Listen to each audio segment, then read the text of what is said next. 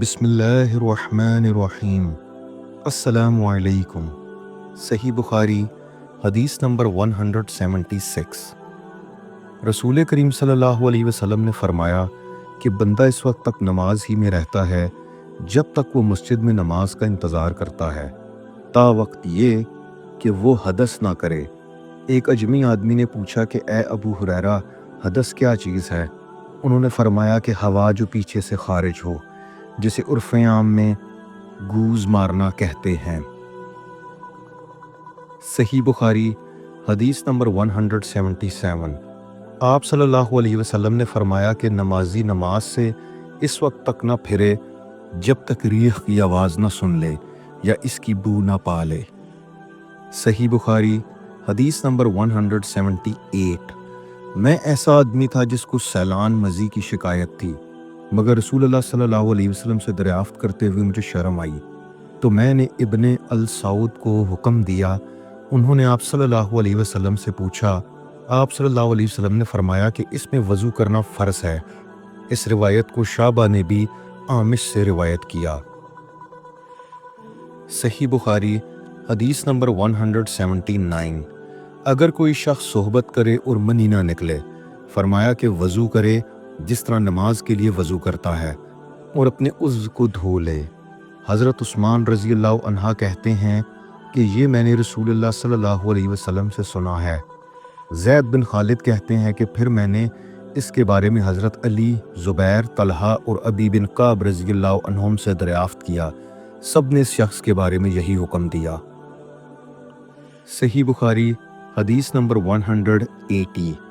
رسول اللہ صلی اللہ علیہ وسلم نے ایک انصاری کو بلایا، وہ آئے تو ان کے سر سے پانی ٹپک رہا تھا۔ رسول کریم صلی اللہ علیہ وسلم نے فرمایا، شاید ہم نے تمہیں جلدی میں ڈال دیا۔ انہوں نے کہا جی ہاں۔ تب رسول اللہ صلی اللہ علیہ وسلم نے فرمایا کہ جب کوئی جلدی کا کام آ پڑے یا تمہیں انزال نہ ہو تو تم پر وضو ہے، غسل ضروری نہیں۔ صحیح بخاری حدیث نمبر 181۔ رسول کریم صلی اللہ علیہ وسلم جب عرفہ سے لوٹے تو پہاڑ کی گھاٹی کی جانب مڑ گئے اور رفع حاجت کی۔ اسامہ کہتے ہیں کہ پھر آپ صلی اللہ علیہ وسلم نے وضو کیا اور میں آپ صلی اللہ علیہ وسلم کے اعضاء پر پانی ڈالنے لگا، اور آپ صلی اللہ علیہ وسلم وضو فرماتے رہے۔ میں نے کہا یا رسول اللہ، آپ اب نماز پڑھیں گے؟ آپ صلی اللہ علیہ وسلم نے فرمایا، نماز کا مقام تمہارے سامنے یعنی مزدلفہ ہے، وہاں نماز پڑھی جائے گی۔ صحیح بخاری حدیث نمبر 182۔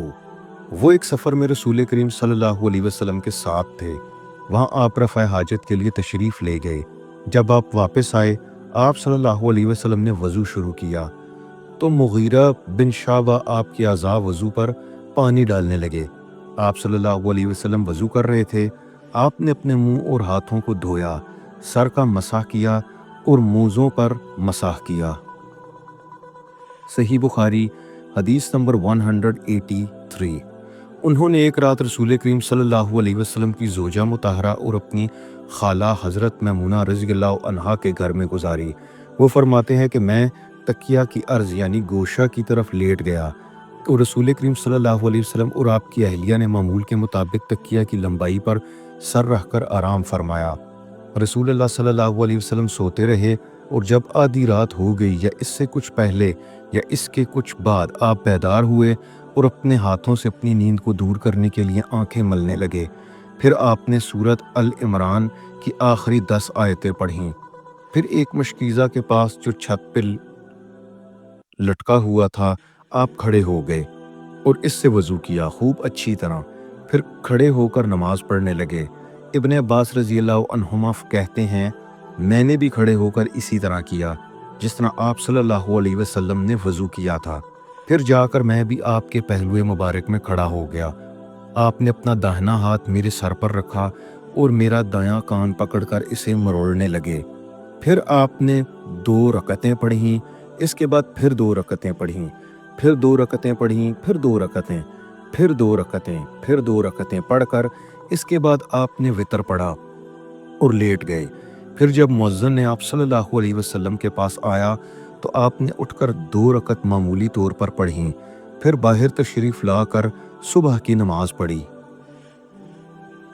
सही बुखारी हदीस नंबर 184। मैं रसूलुल्लाह सल्लल्लाहु अलैहि वसल्लम की ज़ोजा मुहतरमा आयशा रज़ी अल्लाह अन्हुमा के पास ऐसे वक्त आई जबकि सूरज को गहन लग रहा था और लोग खड़े होकर नमाज पढ़ रहे थे।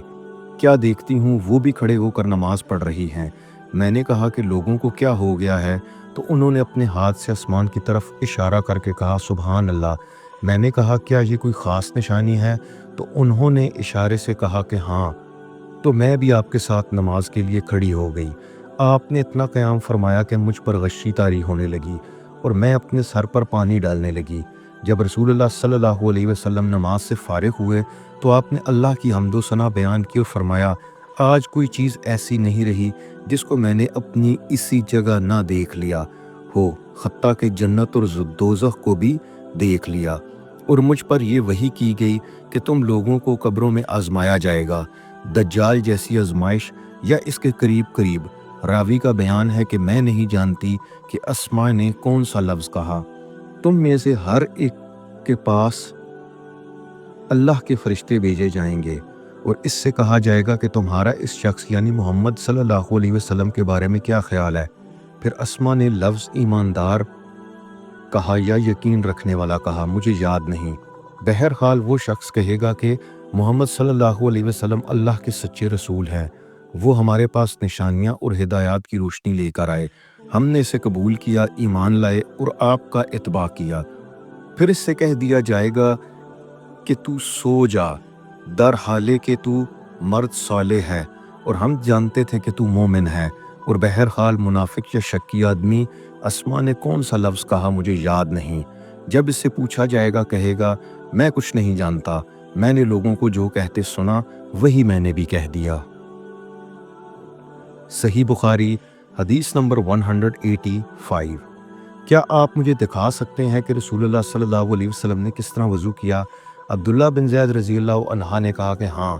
फिर उन्होंने पानी का बर्तन मंगवाया, पहले पानी अपने हाथों पर डाला और 2 मरतबा हाथ धोए, फिर 3 मरतबा कुल्ली की, 3 बार नाक साफ़ की, फिर 3 दफ़ा अपना चेहरा धोया, फिर कोहनियों तक अपने दोनों हाथ 2-2 मरतबा धोए, फिर अपने दोनों हाथों से अपने सर का मसाह किया।